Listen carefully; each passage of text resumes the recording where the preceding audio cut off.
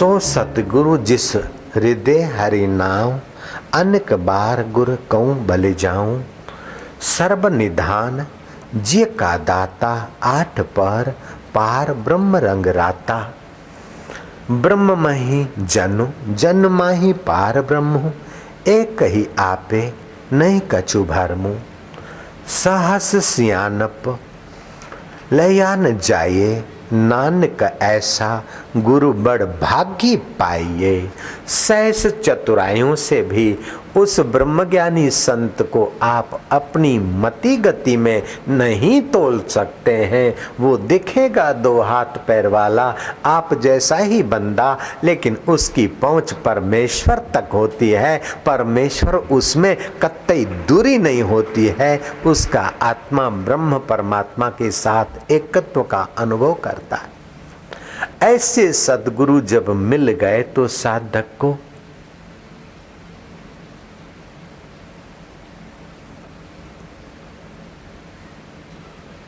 यात्रा में कदम आगे रखने चाहिए। साईं टेऊराम सिंधी जगत के प्रसिद्ध संत हो गए। रमजान नाम का युवक उनसे मंत्र दीक्षा लेता और उसे शांति आनंद का एहसास होता है और उससे मजहबवादी रोकते टोकते, लेकिन वो दृढ़ता से आगे चला तो मजहबवादियों में दूसरा कादर बख्श भी उनका साथी बन गया और उन्होंने भी दीक्षा ली और यात्रा की। ये तो भाई जैसे सूरज के प्रकाश में सभी का हक है, गंगा के जल में सभी का हक है, बरसात की बूंदों में सभी का हक है, ऐसे भगवत कथा, भगवत नाम और सत्संग में तो सभी कौम वालों का पूरे का पूरा हक है और पूरे का पूरा वे फायदा लेने के लिए अधिकारी। अभी डॉक्टर लिवरलिजरिया कहता है, अभी डॉक्टर डायमंड कहता है, मैडम लोंगो कहती है, मिस्टर वॉटसक कहता है कि हरि नाम के उच्चारण से लीवर पर अच्छे आंदोलन पैदा होते, लीवर के दोष दूर होते। हरि के साथ ओम मिलाकर उच्चारण करो तो 5 ज्ञान इंद्रियों में सात्विक व्यवस पैदा होते। नानक जी ने सैकड़ों वर्ष पहले कहा, भय नाशन दुर्मति हरण, कली में हरि को नाम। कल युग में इस हरि नाम का प्रभाव विशेष है। भय नाशन दुर्मति हरण, कली में हरि को नाम। निषिदिन नानक जो जपे, सफल हो वही सब काम। मेरे तो सारे कार्य सफल होते हैं। विज्ञानियों ने तो 17 साल विश्लेषण किया, तब राम नाम के मंत्र का प्रभाव जाना, प्रशंसा की, हरि नाम का प्रभाव जाना, ओम नाम का प्रभाव जाना। लेकिन नानक जी ने तो अंदर की यात्रा की। उन्होंने तो फिजिकल शरीर का प्रभाव जाना और कहा, लेकिन नानक ने 5 शरीरों का प्रभाव जाना और कहा। कबीर ने और तुलसीदास ने, नारद जी ने और शांडिल्य भक्ति सूत्र ने हजारों लाखों वर्ष पहले लिखा। तत्व कीर्तनाथ, धर्म की वृष्टि होती है कीर्तन के वातावरण में। कीर्तन से दोष समूह दूर होते हैं, भगवान नाम जप से सात्विक तरंग बनते हैं। भय नाशन दुर्मति हरण, ये तीसरे और चौथे शरीर की बात कर रहे हैं नानक जी। वो तो केवल लीवर का और किडनी का अथवा इधर पाचन तंत्र का फायदा बताते, लेकिन बुद्धि पर असर होती है, मन पर असर होती है और जीवात्मा पर असर होती है और परमात्मा का रस तक प्रकट करने में मंत्र भगवान का खूब खूब सहयोग मिलता है। चाहे बड़ा सिद्ध हो वो भी जप करता होगा, चाहे नया साधक हो वो भी जप करेगा, चाहे हिंदू हो, चाहे मुसलमान हो, चाहे पारसी हो, चाहे ईसाई हो। भगवान नाम जप में, जप की महिमा में सभी सहमत हैं। फिर चाहे कोई अल्लाह हो करे, चाहे कोई एक ओंकार करे, चाहे कोई हरिओम करे, जितना जितना मंत्र के विज्ञान को जानकर श्रद्धा से करते हैं, उतने उतने उनके वे केंद्र सुविकसित होते हैं। शाह हाफिज हो गए, इस्लाम धर्म में बड़े बढ़िया संत हो गए। शाह हाफिज अच्छे फकीर हो गए। शाह हाफिज लिखते हैं कि ए इंसान, तू 100 मंदिर तोड़ दे, ऐ इंसान तू 100 मस्जिद तोड़ दे, लेकिन जिंदा दिल मत सताना, उसमें खुदा खुद रहता है। अपने शास्त्र हजारों वर्ष पहले कहते हैं, ए राम राम, लाखों करोड़ों वर्ष पहले तुझ में 2 बार कहते हैं राम राम। आपस में मिलते ना भाई राम राम, 3 बार नहीं कहते राम राम राम, 1 बार नहीं कहते राम, 2 बार मिलते राम राम। अर्थात तुम्हारी निगाहें जिससे देखती है उसी निगाह से मेरी निगाहें भी उसी सत्ता से देखती है। तो वहां भी राम, यहाँ भी राम, तुझ में राम मुझ में राम, तुझ में राम मुझ में राम, सब में राम समाया है, सब में राम समाया है। करो सभी से स्नेह, जगत में कोई नहीं पराया है।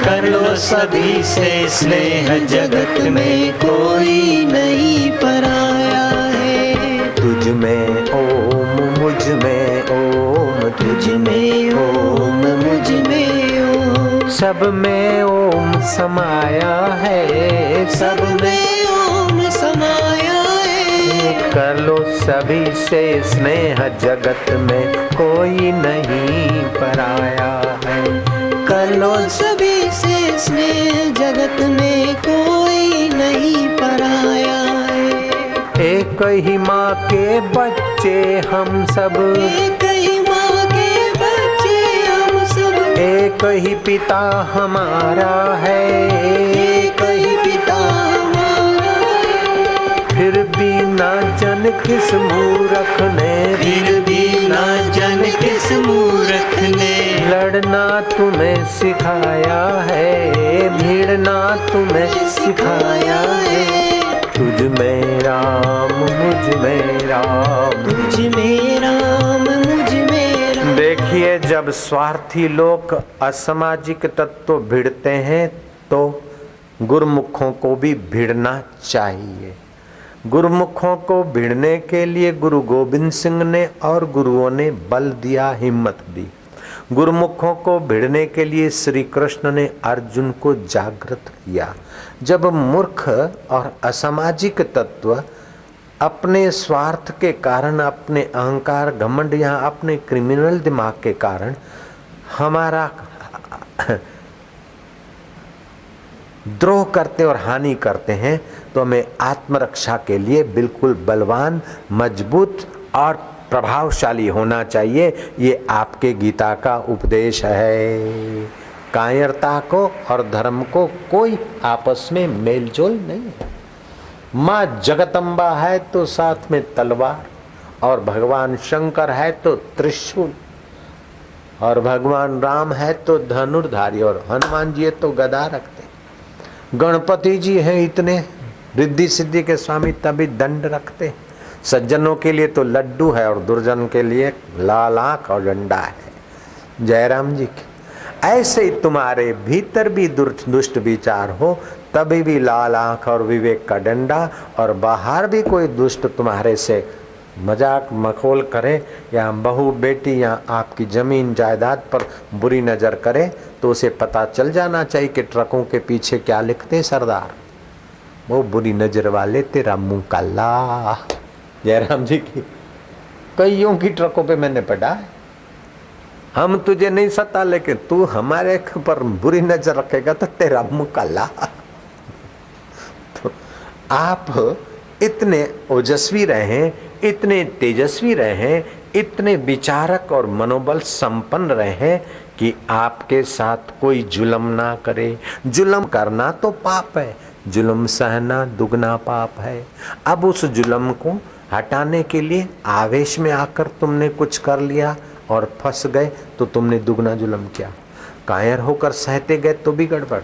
अपनी बात मनाने के लिए, अपने को अपने हक की रक्षा के लिए कभी धीरज की जरूरत पड़ती है, कभी दूसरों को समझाने की जरूरत पड़ती है, कभी रुबाब की जरूरत पड़ती है, कभी हाथाजोड़ी की जरूरत पड़ती है, तो कभी जैसे बच्चा अपनी बात मनाने के लिए माँ बाप के आगे रो लेता है, ऐसे अपने परमेश्वर के आगे अपने हक के लिए थोड़ा सा प्रार्थना करके हृदय गदगद करो और फिर प्रेरणा मिले, तब आप कदम आगे रखो तो आप विजयी हो जाते हैं। चाहे फिर चुनाव का हक चाहिए, चाहे धंधे का, उसका, तो अपने हक के लिए सब जगह लट्ठी भी नहीं चलती और सब जगह हाथ भी नहीं जुटते, सब जगह धीरज भी नहीं होते और सब जगह उतावलापना भी नहीं होता। तो जो भी काम करे अपने मस्तिष्क को पहले उन्नत बना ले। उस उन्नत बनाने के लिए एक बीज मंत्र है गम। गम गणपतये नमः, गम गणपतये नमः थोड़ा उच्चारण करने से आपके ज्ञान तंतुओं में परमात्मा की सात्विक ओज चेतना काम करेगी। तब आप फिर बोलोगे तो आपकी वाणी में प्रभाव होगा, आप जो विचारोगे सार गर्भित होगा। मेरे सत्संग की सफलताओं के रहस्य की कुंजियों का एक मैंने ये प्रयोग तुमको बताया। कथा के पहले मैंने थोड़ा शांत होकर ध्यान किया था, तुमने देखा। फिर गम गणपतये नमः मन में जपा, आपको भी जपवाया ताकि आप भी जो कुछ बोलें तो पहले अपना मस्तक प्रभावशाली करके बोले। एक बार सत्संग आप सुनते हैं गीता उपनिषदों और वैदिक संस्कृति का, तो आपको पता चलता है कि अरे भारतीय संस्कृति कितनी विशाल है। उसने एक कौम का नहीं, एक मजहब का नहीं, पूरी मानवता का भला चाहा है और पूरी मानवता को स्वास्थ्य मिले, पूरी मानवता को स्नेह मिले, पूरी मानवता को मरने के बाद नहीं, जीते जी स्वर्गीय सुख का अनुभव हो, जीते जी परमात्मा का आनंद हो। रबिया नाम की एक भक्त बच्ची जब हिंदू संस्कृति से बना, उनका सूफीवाद चला और सूफीवाद की यात्रा की तो रबिया इतनी ऊंची पहुंच गई कि हजारों लोग उसको मानने लग गए। एक बार रबिया एक मशाल हाथ में और दूसरे हाथ में पानी का लोटा लेकर बाजार से गुजर रही थी। प्रसिद्ध रबिया मशाल लेकर गुजरे। बैरागढ़ की बाजार से मैं अगर हाथ में पानी का लोटा और दूसरे हाथ में मशाल लेके गुजरूं तो ये पत्रकार क्या चुप रहेंगे? बापूजी जरा सा फोटो निकालेंगे, अखबार में देंगे, चाहे मैं भोपाल निकलूं चाहे कहीं निकलूं। तो ऐसे लोगों ने घेर लिया कि रबिया रबिया क्या बात है? रबिया ने कहा बात कुछ नहीं। बोले मशाल क्यों ले जा रहे? बोले दोजक में लोग पड़ेंगे, अपने मजहब को नहीं मानते, दोजक में पड़ेंगे, ऐसा होगा वैसा होगा। ये दोजक में लोग जलते हैं, ऐसा डर दिखाने वालों को मैं बताती हूँ कि दोजक में जो आग लगी तो इस पानी के लोटे से उस आग को बुझाऊंगी और बिस्त मिलेगा।